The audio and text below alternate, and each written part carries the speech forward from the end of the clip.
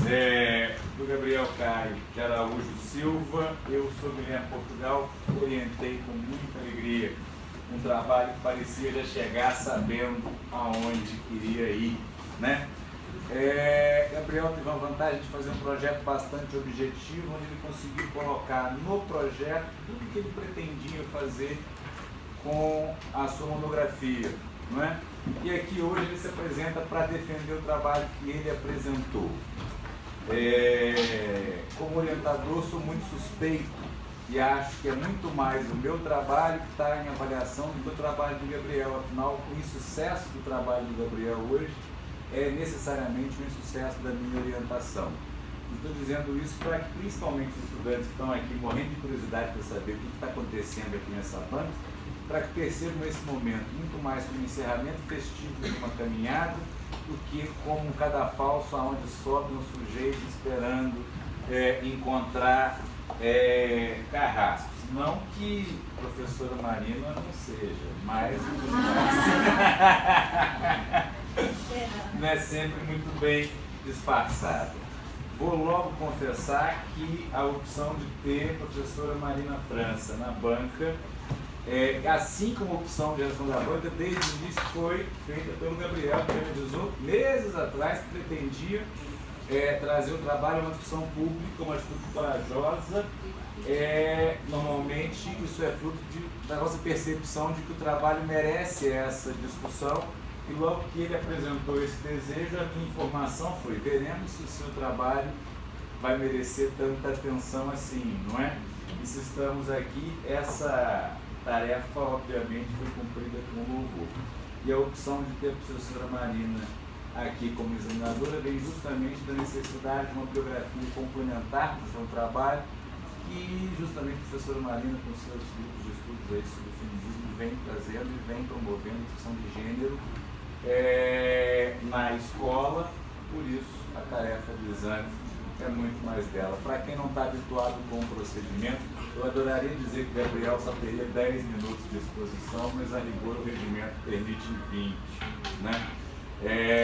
Logo em seguida, a professora Marina vai ter 10 minutos para fazer suas considerações, o que permitirá a Gabriel falar por mais 10 minutos em resposta logo depois. Por último, sobra para o examinador fazer aquelas questões mais delicadas, né? E ele ainda vai ter 10 minutos para responder, antes daquele momento frio na barriga da banca decidir se o trabalho merece ou não, biblioteca, se merece ou não ser considerado concluído. Então, Gabriel, sem prolongar mais esse instante, seus 20 minutos, a palavra é sua. Obrigado. Gostaria de desejar dar bom dia a todo mundo aqui, a professora Marina, examinadora, o professor Portugal que me orientou, os meus familiares, e a todo mundo que veio prestigiar. É bom ver que muita gente se interessou pelo tema, muita gente ver a sala cheia assim, me alegra. Pois bem, o meu tema é tentar analisar para ver se há possibilidade de aplicar o tipo penal de feminicídio quando a vítima é transexual, tá? Mas antes eu tenho que falar um pouquinho da teoria queer, que foi a teoria que embasou todo esse trabalho. Foi uma teoria que surgiu em 1990 com a obra da Judith Butler, Problemas de Gênero, Feminismo e Subversão da Identidade, tá? Que ela parte de uma premissa de uma outra feminista, Simone de Beauvoir, tá? Com a seguinte expressão, que ela fala em um dos livros dela: ninguém nasce mulher, torna-se mulher. E o que a Beauvoir quer dizer com essa frase? Que a noção que a gente tem do que é mulher, ela não está ligada diretamente ao fato da pessoa dela nascer mulher. Ela é uma construção social, ou seja, a noção que a gente tem de maneira de vestir, de maneira de portar, tanto feminina quanto masculina, que a gente comumente pensa, um exemplo aqui, o uso do vestido como uso predominantemente feminino, é uma questão de construção social. O fato dela nascer do sexo feminino não quer dizer que ela é mulher, culturalmente falando, tá? E a Judith até concorda com essa frase, concorda com essa questão, essa distinção de sexo e gênero, só que ela discorda da teoria da Simone, porque a Simone adota o sistema binário. O que seria um sistema binário? Onde a gente só tem o masculino e o feminino, o gênero masculino e feminino.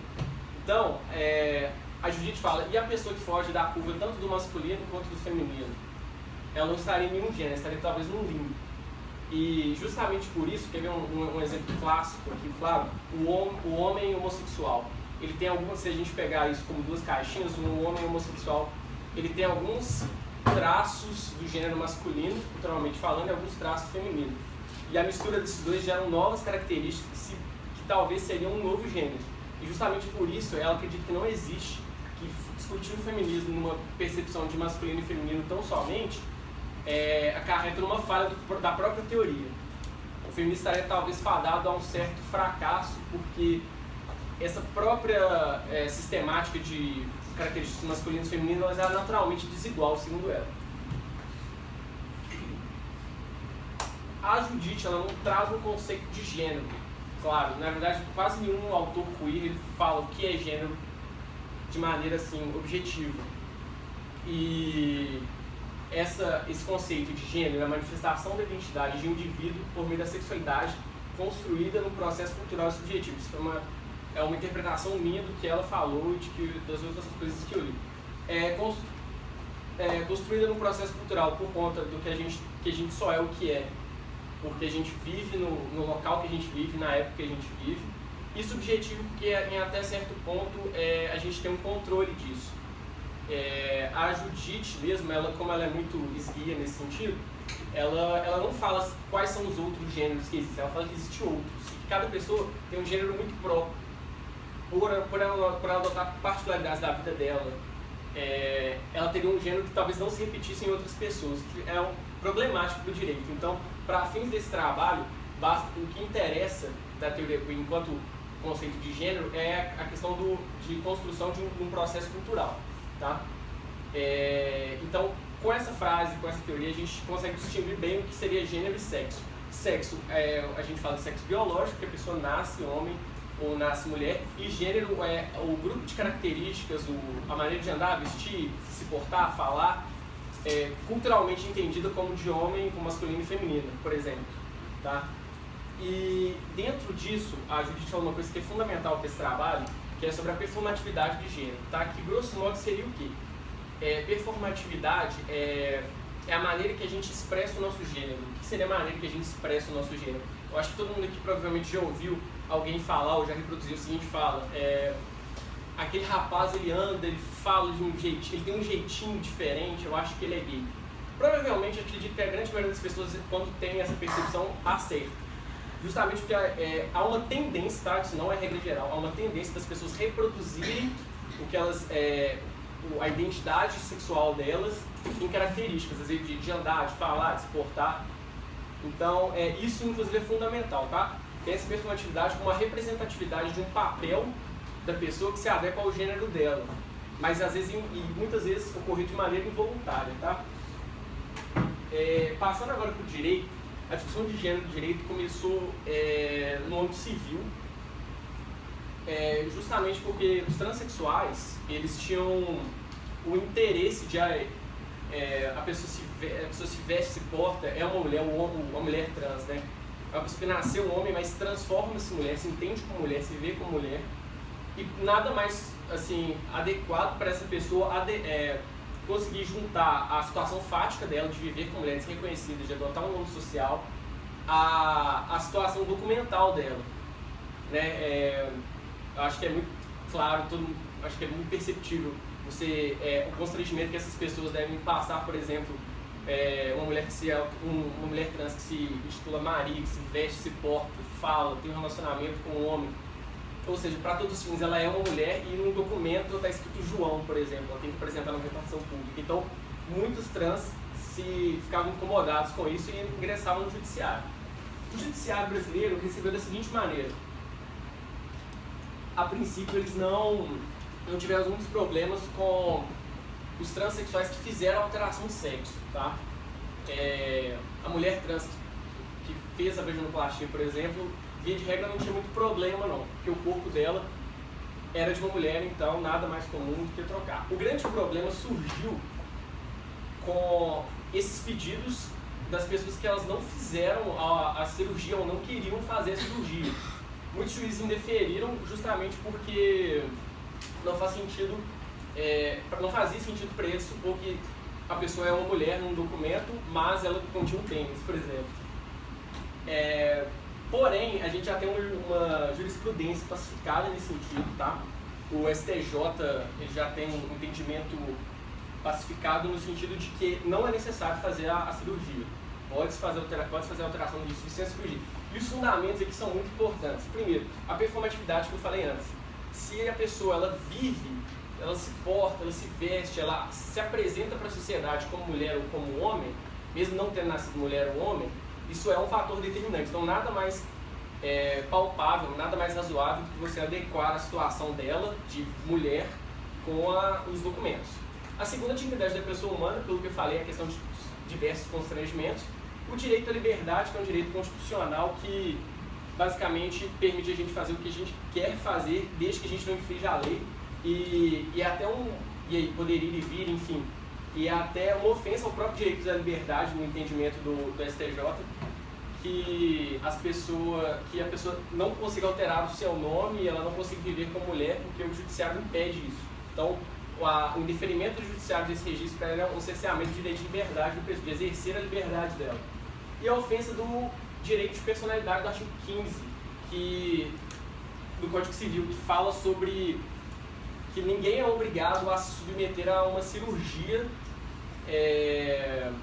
se assim não quiser.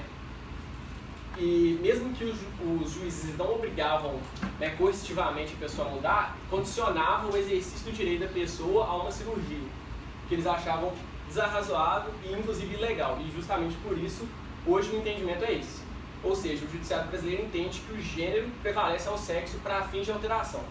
A importância é mais importante a pessoa, do jeito que ela se apresenta, do jeito que ela se identifica e do jeito que ela mostra para pessoas quem ela é, do que o órgão sexual que foi dado a ela do nascimento. Indo agora para o feminicídio, foi criado em 2015 e o motivo principal da criação de feminicídio foi o alto número de crimes passionais, de companheiros e cônjuges que vinham a matar suas respectivas noivas, mulheres, por paixão, enfim, ou traição, paixão, porque terminou, e que foi inclusive o mesmo motivo da criação da Lei Maria da Penha, tá? E o outro motivo que dá para se tirar, né, da criação desse dispositivo é a segurança jurídica, no sentido de que antes da criação do feminicídio as pessoas eram julgadas, um crime passional podia ser julgado como motivo torpe, que seria um motivo vil, um motivo repugnante, um motivo asqueroso, um motivo plenamente reprovável.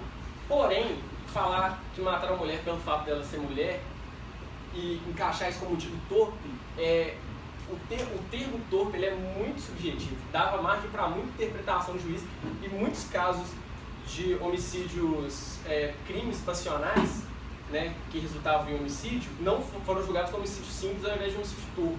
Então, para dar uma segurança maior sobre esse entendimento, foi criado o feminicídio, tá? E lembrando que nem todo feminicídio, nem todo homicídio cometido contra a mulher é feminicídio, justamente porque o motivo tem que ser a condição do sexo feminino. Matar, eventualmente, uma pessoa que mata uma mulher porque ela almeja uma recompensa, foi uma paga promessa, não é um feminicídio, seria, no caso, por paga promessa, tá? Então, não necessariamente o fato de ser um homicídio cometido contra mulher gera feminicídio. E o próprio Código Penal ele explica quais são o que seria razões de condição do sexo feminino, que seriam violência doméstica familiar e menosprezo ou discriminação da mulher. A gente vai usar aqui sobre o que seria violência doméstica familiar pela Lei Maria da Penha, tá? Doméstica seria coabitação, ou seja, as pessoas morarem juntos, mesmo que não sejam parentes, vamos supor, uma república feminina e acontece um homicídio entre duas pessoas lá, uma mulher mata a outra. É feminicídio, justamente porque elas vivem juntas, elas não precisam ter uma relação de parentesco. Entre familiares, entenda os familiares da maneira mais extensa possível. Não só os familiares mais próximos, mas primos, tios, padrinhos, inclusive pessoas que são consideradas da família e não são necessariamente família. Aquela pessoa que você considera irmão, que você considera um tio, na verdade é um amigo do seu pai, enfim. Esse tipo de relação também é abarcado aqui. E a ser quaisquer relações íntimas ou de afeto que haja convivência. Nesse caso, convivência é diferente de coabitação. Basicamente, seria namorados ou ficantes por exemplo, pessoas que talvez não morem juntos, mas elas têm uma regularidade, elas se veem com o tempo, literalmente convivem, elas não precisam, e aí, bem claro, deixar essa diferença de coabitação para convivência.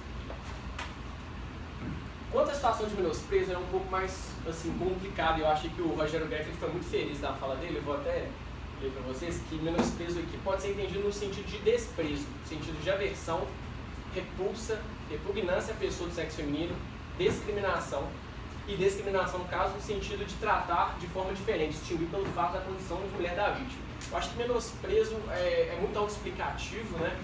Mas a questão de discriminação, eu queria fazer uma observação que a discriminação tem que ser desarrazoada. O que seria uma discriminação desarrazoada? Vou usar um exemplo de uma discriminação razoável, de acordo com os parâmetros do Greco, que seria, por exemplo, você tratar uma mulher grávida de uma maneira diferenciada, você discriminar ela de maneira positiva, tratar ela de uma forma especial justamente pela condição biológica dela. Ela tem uma limitação física por conta da gestação e eu acho que é até esperado da gente ajudar uma mulher grávida a carregar coisa, a dar o assento. Então isso é uma maneira de discriminação, mas que ela é razoável, ela é palpável, dá para perceber. Mas agora, a discriminação desrazoável, como por exemplo, matar uma pessoa e afirmar que matou por amor, por exemplo, que acontece muito nos crimes passionais, é um exemplo claro de discriminação desrazoável, mesmo que na cabeça do autor seja uma discriminação positiva. Ele acha que ele está fazendo uma coisa bonita. Então não é necessariamente ser positivo ou negativo, desde que a discriminação seja desarrazoada para a motivação do crime. Tá? Quanto ao entendimento doutrinário, a grande maioria, se não todos os que eu li, eles são contrários ao que eu vou defender aqui. Eles entendem que não é possível, e essas são as três justificativas que mais aparecem. Inclusive, o Rogério Greco ele fala muito sobre a primeira, que seria só possível com a alteração do registro civil. Ou seja, ele não está interessado se a pessoa de fato mudou o sexo ou não. Se no registro, se no documento da carteira de identidade dela está escrito mulher, mesmo que seja uma mulher trans que não passou por cirurgia, para ele vale. E eu discordo por quê? Porque, ao meu ver, na própria justificativa do STJ, eles falam que em adequar a situação fática à realidade. Ou seja, a natureza não é constitutiva, você não cria direitos. Por mais que, por exemplo, para fins de INSS vai ter uma mudança e tal, vai constituir direitos novos, né, vai alterar direitos da pessoa, mas a natureza mesmo é declaratória. Você vai declarar para todos os filhos, você vai adequar a situação que já existe aos documentos dela. Então, eu discordo justamente por isso. Então, a questão não é essa. Mesmo que, e eu peguei um exemplo, que eu criei, na verdade, um exemplo no meu trabalho, que foi o seguinte: imagina uma mulher trans que consegue ganhar no judiciário, mas antes do trânsito julgado, faltando um dia, ela é vítima, o cônjuge ou o companheiro mata elas. Cara, ele acharia em feminicídio ou não? Pro Greco, não, porque não fez alteração, não chegou a transitar em julgado. E na data do fato, como não transitou, não seria possível, mas eu discordo justamente porque é de natureza declaratória. A segunda, que é a novatum pejus, lei posterior prejudicial não retroage, eu também eu discordo porque não há uma inovação legislativa, a gente não cria lei aqui. Todos os argumentos que eu trouxe para vocês foram do próprio ordenamento jurídico brasileiro. Então, o ordenamento jurídico brasileiro, principalmente na seara civil, mesmo que seja uma parte penal, ele entende o gênero dessa maneira. Então, eu acho que é bem compatível e o aplicador do direito, ao dizer que é possível, não acho que ele está inventando, ele está criando lei, não está legislando no ato de julgado disso. Eu acho que é um pouco inocente falar que ele está criando, justamente porque todos os argumentos aqui foram de interpretações do próprio ordenamento jurídico brasileiro. E o último, que é o que mais latente, que é a interpretação restritiva. O direito penal brasileiro, a maioria sabe que ele entende que a gente tem que utilizar da menor maneira possível, porque a gente lida com a liberdade da pessoa, né? E tem que ser interpretado da maneira mais restritiva possível. Só que, e eu concordo inclusive, só que no outro vértice, a gente tem a dignidade da vítima, mesmo que tenha de fato morrido, ou seja um homicídio tentado. Você imaginar a hipótese de que uma mulher trans que não conseguiu fazer alteração ainda, por exemplo, ser vítima de um homicídio tentado e no julgamento o autor do crime ser julgado por homicídio simples, eu acho que é desrespeitoso até a própria pessoa, porque ela não está sendo considerada mulher aos olhos do judiciário. E não faz sentido o judiciário, num ponto, na seara civil, entender que para esses fins, para a seara civil ela é mulher, só que na seara penal não é, justamente para beneficiar a pessoa que comete o crime. Então, eu acho que o adequado seria interpretar da maneira mais restritiva possível, levando em consideração a dignidade da pessoa humana e no caso da vítima. E a conclusão, se é possível a aplicação da qualificadora do feminicídio contra o transexual? Acredito que sim, pelos motivos aqui expostos, tá? E quais os elementos que seriam para incidir a qualificadora nessa hipótese? Para mim, seriam a performatividade que eu falei no começo, porque se isso é importante para a alteração do registro civil, para o direito ver que a pessoa é mulher ou homem, por quem ele se apresenta à sociedade, se essa questão de performar o gênero é importante para o direito, eu acho que isso é um elemento necessário. E somado a isso, né, no caso do transexual, ele não só tem que se portar ser uma mulher no dia a dia, tem que incluir alguma das hipóteses, ou violência doméstica ou familiar, ou menosprezo e discriminação. Então seria a junção do tipo penal comumente, mais a performatividade da teoria clínica. E se é possível a aplicação da qualificadora para o homem transexual? Eu pensei bem sobre isso, foi uma questão muito questionada das pessoas que eu conversei, e a princípio, no começo do trabalho, eu queria fazer uma tentativa de abarcar o homem trans também. Só que é contraditório eu defender que a mulher trans ela pode ser vítima de um feminicídio porque ela se age e se porta como mulher, e ao mesmo tempo eu negar essa interpretação para a mulher que vira um homem. Seria talvez até desrespeitoso, né, voltando à dignidade, desrespeitoso a pessoa ser considerada mulher no ato de julgar o próprio autor do crime. Então eu acredito que para esses casos, infelizmente, não é possível, tá? Até porque todo mundo aqui arca com o ônus e o bônus das nossas escolhas, e eles também estão bem cientes do ônus e bônus das suas respectivas transformações. E é só, é isso.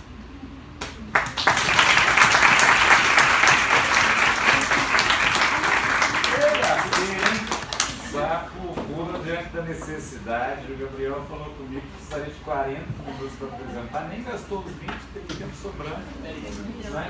Estou começando a circular estou circulando a lista de atividades complementares para os alunos que tiverem aí interesse. E a palavra agora é da professora Maria. Fique à vontade, pode descascar o danado. Bom, dá para ouvir bem aí, gente? Eu estou um pouco ainda as vias respiratórias deficientes. O Gabriel, ele me surpreendeu um tempo atrás, me procurou para falar sobre esse interesse que ele tinha de escrever sobre o assunto dentro do direito penal, mas que ele precisava de bibliografia porque ele sentia que era importante ele abrir o leque de conhecimento dele para dentro do feminismo para poder justificar a pesquisa, poder fundamentar a pesquisa. E eu fiquei muito feliz com esse contato, porque, na verdade, o que o Gabriel fez com o trabalho dele é uma coisa que a gente precisa fazer mais com os nossos trabalhos, né? Que é aprender a nos abrir para conhecimentos que já estão aí sendo desenvolvidos em outras áreas há muito tempo e que muitas vezes a gente, dentro do direito, se fecha, né, numa caixinha e acredita que a gente dá conta de responder tudo a partir da norma, né? Sendo que, na verdade, a norma ela só vai ser um pontinho ali no meio de todo esse oceano de conhecimentos de sociologia, antropologia, biologia, neurociência e tantos outros estudos que, na verdade, precedem ali a construção da norma.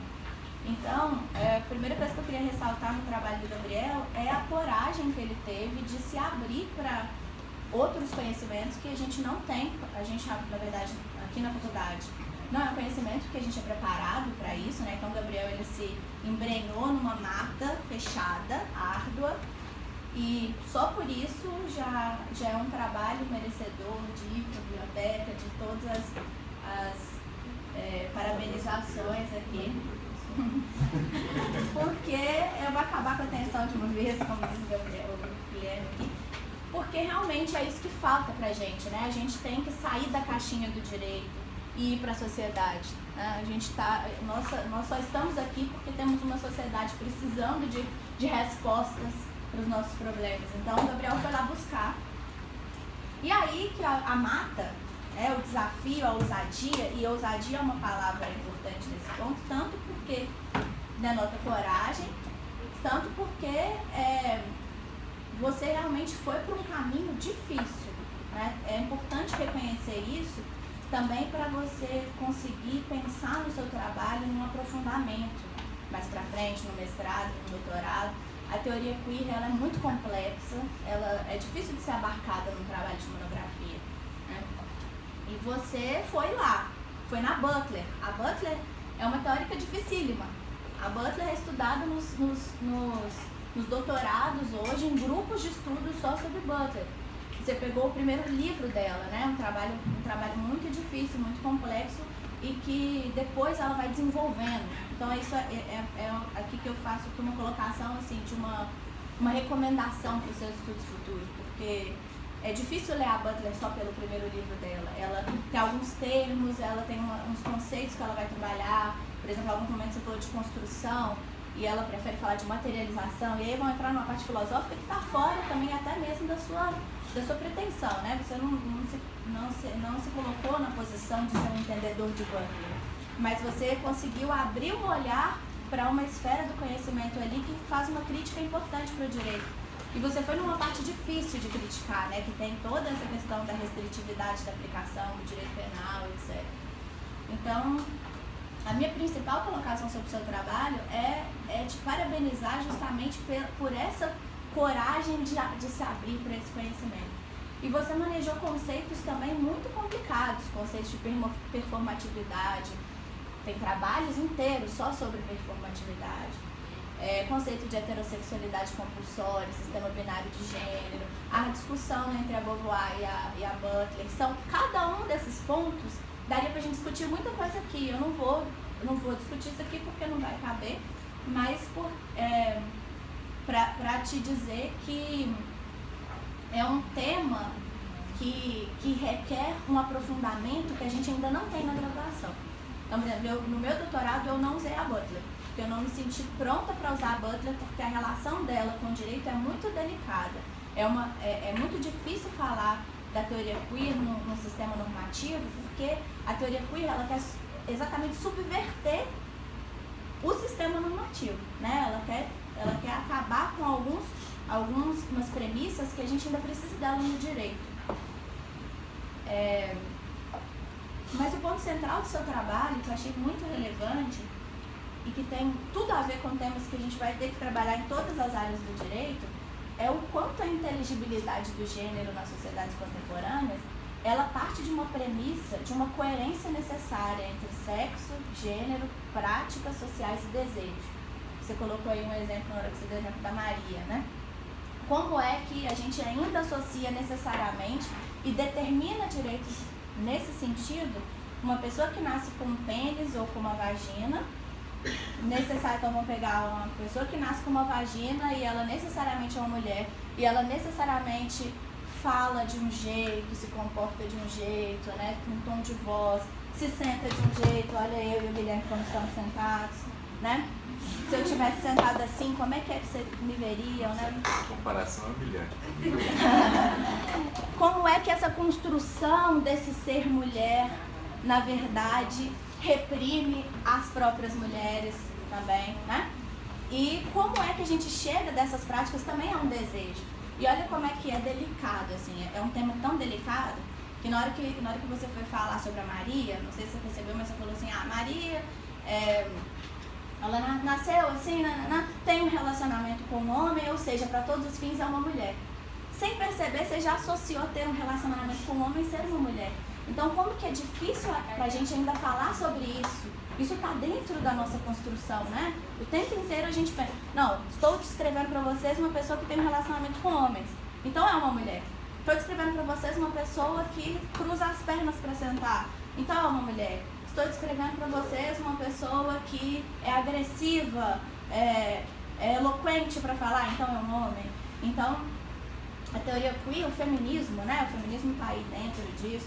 Ele todo está questionando justamente esses padrões. E aí você se aproveitou dessa discussão, que é uma discussão super recente, tá na fronteira de várias áreas da pesquisa, tá lá na biologia, tá na filosofia, tá na antropologia, e você tá discutindo isso no direito, que é tão carente disso ainda, é muito novo. Como que a gente pode trabalhar isso dentro do direito penal? Então, Gabriel, eu quero te parabenizar, eu quero te chamar a atenção para o quanto é delicada essa discussão, para você entender que há muito a se dizer, há muito a se aprofundar nesse trabalho, para tomar um cuidado com os conceitos, até para conseguir dialogar com outras pessoas, entendeu? O que eu tô querendo dizer com isso?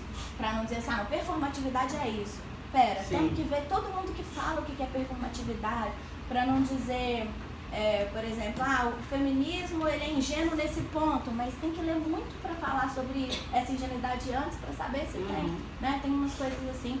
Mas eu li seu trabalho com muito cuidado e fui fazendo umas anotaçõezinhas assim para te entregar, nesse sentido assim, que não vale a pena ficar pontuando aqui, com o objetivo de melhorar, de aperfeiçoar dentro de todo esse caminho que você fez, que foi muito bacana, de associar todos esses conhecimentos, foi até na jurisprudência, né? Fez uma análise toda complexa em relação a isso.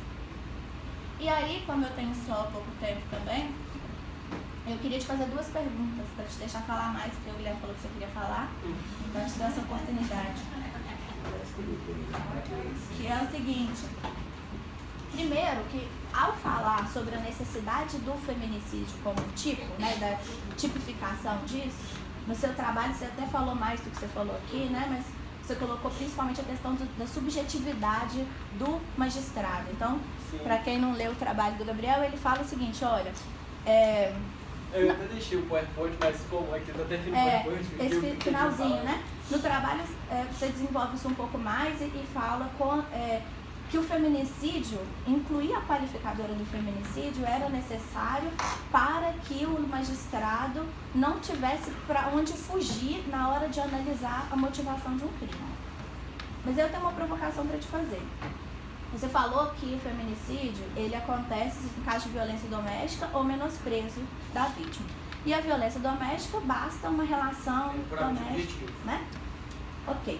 Então a gente já teria um feminicídio se tiver o marido espancando a mulher até matá-la, numa briga, né, conjugal. Já temos um feminicídio. Pausa. Outra situação. Uma pessoa que mata outra pessoa porque desconfia que ela considera que essa pessoa tá demais, né? Então vou botar homem e mulher. Um homem que mata uma mulher porque desconfia que essa mulher considera que ele não é viril o suficiente.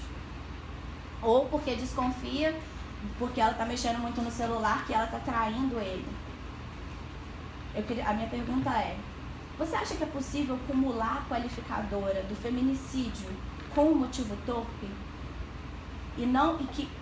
Com isso eu quero dizer, e que o feminicídio, portanto, ele não foi simplesmente para reduzir o subjetivismo do legislador, ou seja, o feminicídio não é a mesma coisa que motivo torpe, mas ele é uma outra realidade que é possível, inclusive, acumular numa hipótese, então, dessa primeira situação, em que o marido espancou a mulher até a morte. Ele pode espancar por várias razões, inclusive porque eles estavam numa briga corporal, mas nesse caso ele espancou ela até a morte porque tocou o celular, ela mexeu e ele achou que ela estava traindo ele com o irmão dele. Só para ficar polêmico, tá? Essa é a primeira pergunta. A segunda é, como que o sistema binário de gênero socialmente consolidado e a heterossexualidade compulsória, como você entende, já que você também você até foi um pouco para o direito civil ao falar de registro civil, né? Então, conseguiu nos trazer bastante coisa, bastantes áreas dentro do direito. Como que você entende que esse sistema binário e a heterossexualidade compulsória reduzem o acesso a direitos na nossa sociedade hoje? Começa pela segunda. Nossa senhora, professora. Eu vou parar, porque eu falo muito agora. Vamos começar pela segunda para deixar. Tá, então só frisar o ponto fundamental. O diálogo que você fez com o feminismo, o diálogo que você fez com uma teoria complexa, muito parabéns por isso. E espero que você desenvolva isso, continue desenvolvendo isso, e eu estou à disposição se quiser conversar mais profundamente sobre a teoria, tá? Quanto à questão você perguntou do sistema binário nos direitos, o sistema binário de gênero socialmente consolidado, né? Porque você começou falando assim, eles podem ter vários, mulher, homem e vários outros. E a heterossexualidade compulsória. Como é que eu vejo isso no sexo de direitos? Olha, a princípio, quando eu pensei nesse trabalho que eu fiz, foi uma coisa muito específica. Eu pensei justamente unicamente nesse caso. Eu fiz uma reflexão talvez não muito maior. Porque a própria Butler já apresenta motivos pelos quais a heterossexualidade compulsória ela prejudica a vida social. E ela não fala muito das questões do direito. Eu vou ser sincero com você, eu não pesquisei muito sobre isso, eu não tenho uma resposta para te dar, porque foi uma coisa muito pontual, foi muito específica. Acredito eu que ele prejudica de maneira, não só de maneira legislativa, no sentido de criar leis próprias para as pessoas, sendo que talvez essa pessoa se adeque mais a uma outra lei por conta do gênero, o gênero dela indica que é uma outra lei seria talvez mais benéfica para o caso, por exemplo, do INSS, que ele faz uma diferenciação clara de aposentadoria para o homem e aposentadoria para a mulher. E aí talvez fazer uma reflexão, por que vou pegar esse exemplo que eu acho que ele é o mais claro, assim, que eu consigo visualizar. Por que a mulher aposenta mais cedo que o homem? Talvez porque a heterossexualidade compulsória, no caso, ela entende que talvez o homem tenha a necessidade de ser provedor, ou que talvez a mulher tenha menos aptidão ao trabalho do que o homem. Então, assim, a gente tem não só leis nesse sentido, que na verdade refletem, que muita gente às vezes até brinca, que fala que mulher é beneficiada nesse sentido, mas na verdade é prejudicial no sentido amplo, né? Talvez a curto prazo ela receba um benefício, mas enfim, acredito eu que não só a questão legislativa da gente quando a gente faz essa diferenciação, existe, reforçada entre a sexualidade compulsória, mas também a própria maneira de interpretar a lei, como foi o exemplo que eu dei aqui. Você pensa uma lei que é voltada para a mulher, mas não tem essa discussão do que é mulher, do que é homem. Será que essa pessoa ela está talvez fora dessa caixa? Porque não só o direito é uma das instituições, a lei é uma das instituições que reforça muito isso. Então acredito eu que não só na questão de legislar sobre, e toda vez que legisla sobre, pressupõe uma vulnerabilidade feminina e uma superioridade física masculina que talvez às vezes em alguns momentos não faça sentido, que reforça o estigma da fragilidade feminina e da virilidade masculina, que para todos os fins é prejudicial para as duas partes, mas também uma interpretação. Acho que é uma necessidade de a gente interpretar isso e pensar assim, realmente a lei que a gente tem, será que ela não poderia falar mais? Será que ela poderia ser mais complexa? Eu acho que a heterossexualidade compulsória, para esses fins, ela é mais um comodismo, sabe? Que é uma coisa muito delicada, como você falou. Então acredito eu, né, para concluir, que a prejudicialidade dela no direito, no caso, o reforço do direito, ele reforça os estigmas justamente por conta disso. Não sei se foi muito claro. E qual que é a primeira pergunta? A acumulação das qualificadoras. Tá. Na aplicação da pena, a gente tem a questão de aplicação no final na questão de aplicar, por mais que tenha a aparência se deixe duas qualificadoras, só uma é motivo para aplicação da pena. Ou seja, se a gente tem um motivo torpe e a gente tem um feminicídio, na hora da decisão judicial vai ser pela qualificadora do homicídio, e o motivo torpe, ele é o motivo para talvez começar com uma pena maior, um aumento específico de pena, mesmo que não seja uma causa do artigo 65, né, dos agravantes. Então, toda vez que a gente tem um crime duplamente qualificado, a segunda qualificadora, ela é utilizada para aumentar a pena base ou para esse tipo de coisa. Então, nesse caso, se você pensar, por exemplo, um feminicídio, eu acho que é um caso mais simples, porque eu acho que o motivo torpe ele era utilizado antes, né, como eu falei. Era uma maneira de se manejar essa justificativa, né? Mas você pensa, por exemplo, um feminicídio cometido com impossibilidade de defesa da vítima, né, que é uma outra qualificadora do homicídio. Talvez essa impossibilidade seria utilizada para aumentar a pena. E talvez uma pessoa que recebesse, se fosse só um homicídio, um feminicídio, né, só pela qualificadora do feminicídio, a pessoa fosse receber uma pena de 20 anos, talvez se ela usasse talvez emprego de veneno ou outra das qualificadoras, a pena poderia subir a 2, 3, 4 anos. Então, na verdade, para fins do direito de aplicação do direito penal, a segunda qualificadora seria só utilizada para aumentar a pena final. E aí sim, como o feminicídio ele tem uma aplicação mais específica, ele seria o tipo penal aplicável ao caso concreto. Bom, minha vez, hein? E você cometeu um engano. Nossa, agravantes estão no artigo 61, 62, não, 65.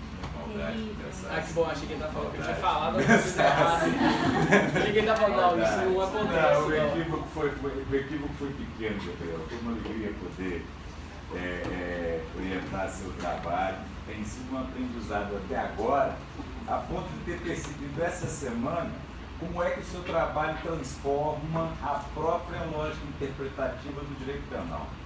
É claro que nós vivemos num país onde o direito é percebido como um aspecto formal, né? Nós não estamos preocupados efetivamente com as injustiças materiais, se a gente puder ter um motivo formal para dizer alguma coisa.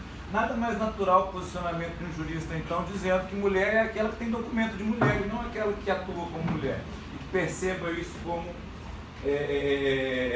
um fato social.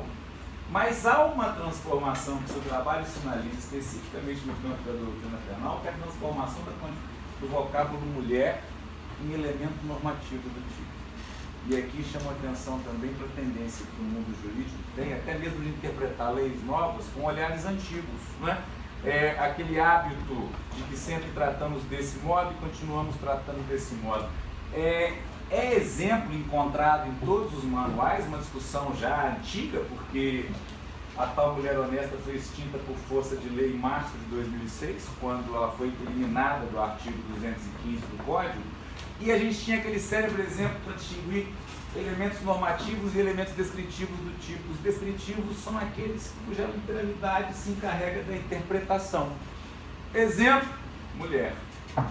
E o jurista diria, não precisa produzir nenhuma explicação para que uma pessoa, nível médio de inteligência, uma pessoa comum, possa entender o que seja mulher. Enquanto mulher honesta era apontado como elemento normativo, aquele exigente, carecedor de uma interpretação ou de um conhecimento específico para conseguir compreendê-lo.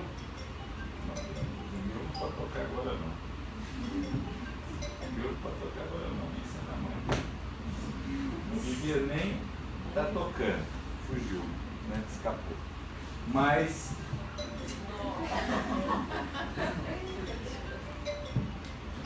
sendo você, a gente perdoa. Se fosse não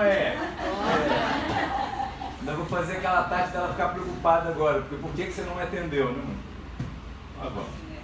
Mas eu estava aqui dizendo, o exemplo clássico do elemento normativo era a tal mulher honesta, que sempre carecia de uma explicação, e olha que mulher honesta nunca quis dizer que ela pagava suas contas, que não tinha o nome lançado no Serasa ou no SPC, mas era considerada mulher honesta para fins de ser vítima do crime de posse sexualmente de fraude, aquela mulher virtuosa, inspirada na Virgem Maria, que não conhece, que não sabe ou que não gosta de sexo.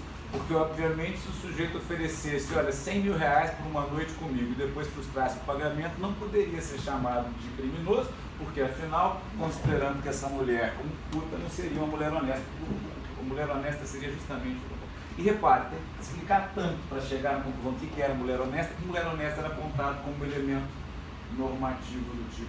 O trabalho nos aponta que mulher passa a ser um elemento normativo, carecendo de uma reinterpretação justamente a partir das teorias que percebem a construção da condição feminina como construção social e não como dado da natureza. E isso será sempre carecedor de interpretação. Afinal, mulher trans é mulher ou não? E a primeira pergunta que eu te fiz foi o que vem a ser uma mulher trans? Porque sabia da necessidade que o seu trabalho teria de produzir essa explicação. E se a resposta é que mulher trans é mulher, por que ela não pode ser vítima de infanticídio?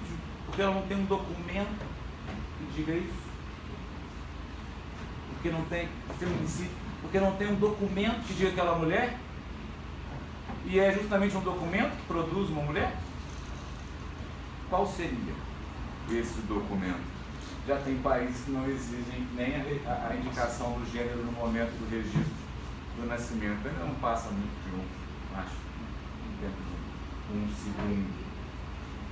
a transformação colocada joga por terra a necessidade de rediscutir a interpretação restritiva do tipo legal de crime, porque a rigor nós não estamos querendo ampliar o significado da palavra mulher, estamos querendo compreender o seu significado, e isso não vai produzir necessariamente uma interpretação extensiva. Eu tenho muito orgulho de viver em um país que tem o SUS e que permite que uma pessoa lá em Palmas, no Tocantins, possa fazer uma cirurgia de mudança de sexo. Eu sou amigo pessoal do médico que faz essa cirurgia pelo SUS em Palmas. E acabei, sem muito querer, né, mas ficar sabendo os detalhes da cirurgia, porque o dia que eu fui visitar, ele falou: Portugal, você é meu amigo, eu estou doido para contar para alguém, são 7 horas de cirurgia, é emocionante para danar, não é? E você tem uma transformação colocada para alguém que já se sentia mulher, leva 2 anos até chegar na cirurgia pelo SUS, de acompanhamento psicológico, não é? E já não é uma pessoa que não está se sentindo homem, não era homem antes disso. Então repare o potencial que seu trabalho aponta, até a reconfiguração do direito penal e a rediscussão de elementos que culturalmente vão se transformando. A lei não mudou, mulher não deixou de ser mulher, né? Ou melhor, o significado de mulher já não é o mesmo que era no começo do século passado, pela percepção cultural que nós temos hoje. E de repente a sociedade já percebe a necessidade de reinterpretar esse tipo. Como abolicionista, eu obviamente não acho que o tipo de feminicídio tenha produzido efetivamente qualquer produção maior para as mulheres. E ainda penso que é sempre um defeito dos movimentos que buscam a afirmação de direitos e entenderem que o direito penal pode ser um caminho adequado para essa garantia, uma vez que o direito penal é apontado repetidamente na jurisprudência das cortes internacionais de direitos humanos como fonte das maiores violações a direitos humanos produzidas em todos os estados. Tá? Então acreditar que é o tipo legal do feminicídio que vai produzir é acreditar simplesmente no potencial simbólico que o direito penal tem de produzir dor. E aqui a gente deve assumir o nome que o direito penal deveria ter se nós não gostássemos tanto do eufemismo. O direito penal é o direito da imposição do sofrimento. E aqui nós estamos discutindo se esse sofrimento vai ser maior ou menor. É claro que essa relação de crimes passionais e gênero se transformou demais ao longo do século XX e mais ainda nesse começo do século XXI. Afinal de contas, não faz tanto tempo assim em que era muito comum que o homem justificasse o homicídio passional com a necessidade de lavar a honra com sangue, e o argumento da legítima defesa da honra estava aí fazendo sucesso até 1976, não é? Até 1976, e haveria sim uma dificuldade imensa em responsabilizar um homem por isso. O mundo se transforma, ainda bem que as relações afetivas também, e que ainda que se declare no casamento que ele deva durar até que a morte o separe, essa história até que a morte o separe pode ser muito severa. É importantíssimo que tenha uma outra saída que não envolva a morte e que não envolva também uma outra violência que o mundo masculino sempre produziu com relação a vítimas mulheres, né? Que tem a ver com aquela história: não vou chegar a matar, não, mas eu tenho um amigo psiquiatra e me justifica um laudo dizendo que a minha mulher é histérica, ela vai para uma internação psiquiátrica e olha, o Código Penal sinaliza isso. É uma forma qualificada de sequestro no artigo 148 do Código, a internação psiquiátrica fraudulenta. Eu não consigo pensar numa hipótese dessa que tivesse sido manejada pela mulher contra o marido, mas consigo pensar em diversas manejadas contra filhas, contra esposas, não é? Além de ter conhecido uma senhorinha que aos 76 anos estava comemorando mais de 50 anos no Centro Hospitalar Psiquiátrico de Barbacena. Qual foi? Não foi delito, não era medida de segurança, era uma internação para fins de tratamento de saúde. Qual que era a loucura dela? Aos 15 anos se apaixonou pelo feitor da fazenda do pai e o pai não podia admitir que ela namorasse com um funcionário da fazenda. Ela foi internada aos 15 anos.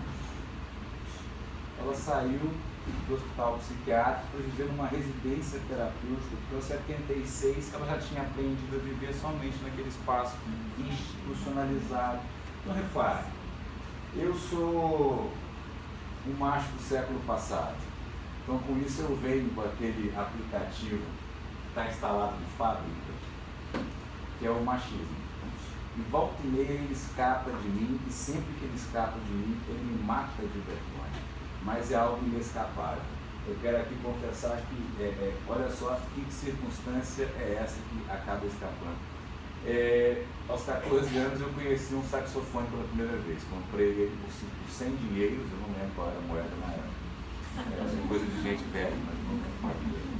Comprei por 100 dinheiros no edifício, na galeria do edifício Ouvidor, tá? E era um saxofone de segunda mão. É claro que um adolescente não ia pensar, vou ficar aqui colocando minha boca nesse saxofone máximo, então eu batizei meu saxofone de Claudinho. Né? Enquanto eu fui casado, a esposa vivia querendo descobrir o motivo e eu nunca contei esse motivo para ninguém, porque o motivo é muito pessoal. Tá?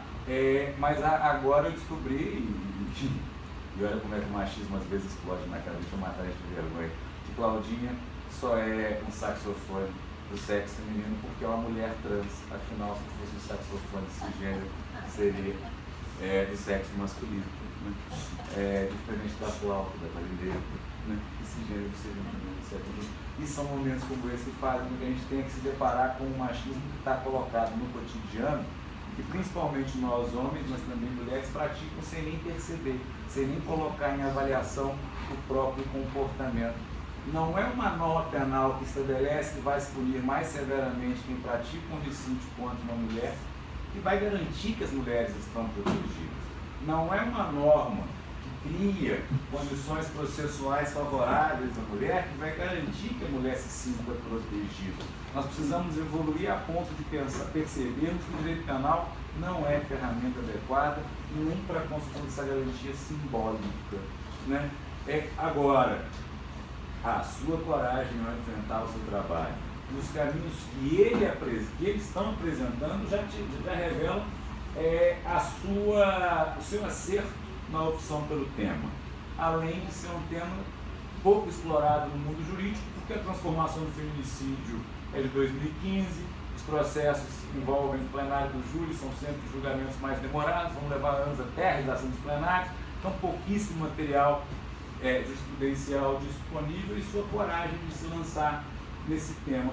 Acho que seu trabalho sinaliza para tantos colegas que vieram aqui tornar esse momento mais bacana, que isso não é uma tarefa hercúlea que não possa ser produzida com felicidade, com alegria e com coragem. Eu não tenho pergunta para te fazer, só tenho parabéns para te dar.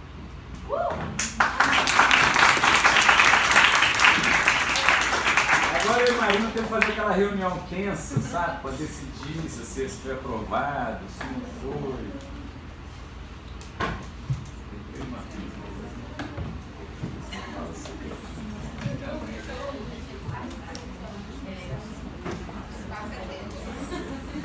Aproveitar para roubar um abraço aqui. Depois eu te mando. É de comer.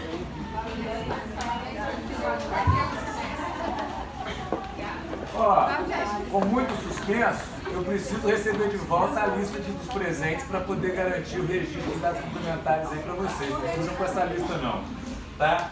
Mas aqui, já perceberam que eu e a professora Marina tivemos muita dificuldade de fazer a avaliação do trabalho, né? Então agora eu vou fazer a leitura da ata da avaliação do TCC, o trabalho de conclusão de curso, realizado, olha que felicidade, aos 11 de agosto de 2017, hoje dia do advogado, né? Reuniu-se em audiência pública na Escola Superior do Helder Câmara, a banca examinadora base nominada coordenada pelo professor Guilherme Augusto Portugal Braga, para avaliação do trabalho de conclusão do aluno Gabriel Caio de Araújo Silva sobre o tipo da aplicação do tipo penal feminicídio contra o transexual. Após a apresentação do trabalho pelo candidato, questionamento de membros da banca e resposta do candidato, a banca deliberou que o trabalho foi aprovado, não é qualquer modificação a ser feita, portanto está autorizada a inclusão no acervo da biblioteca e ou publicação. Nada mais tendo a constar, os membros da banca assinaram e dataram este documento, dando por encerrada a sessão. Acho que vocês se deram o ouro, rapaz.